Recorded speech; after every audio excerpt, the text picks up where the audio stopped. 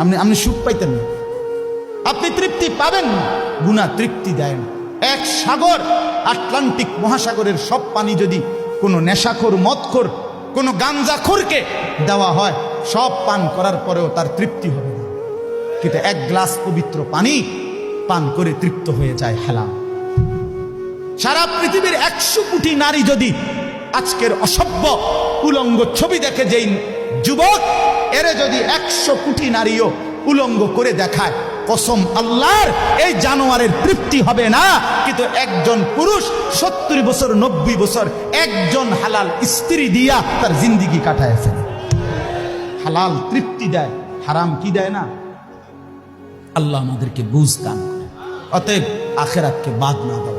যুবক বন্ধু, তুমিও না, বুড়া বাপ আপনিও না, পর্দার আড়ালের মা বোন আপনারাও না। আল্লাহ আপনাদেরকে তৌফিক দেন, আল্লাহ আপনাদেরকে কবুল করেন। এই আয়াতগুলোতে আল্লাহ আখিরাতের কথা বলছে। আমি শুধু এক টানে তর্জমা বলছি। লা উকসিমু বিয়াউমিল কিয়ামা, আল্লাহ বলেন আমি কসম করছি কিয়ামতের দিনের। ওয়ালা উকসিমু বিন নাফসিল লাওয়ামা, সাথে সাথে আমি আল্লাহ কসম করছি ওই অন্তরের, যেই অন্তর মানুষকে গুনাহের কারণে তিরস্কার করে, নেক কাজে উৎসাহিত করে। সুবহানাল্লাহ। আয়াহসাবুল ইনসানু আল্লান নাজমা ইযামা,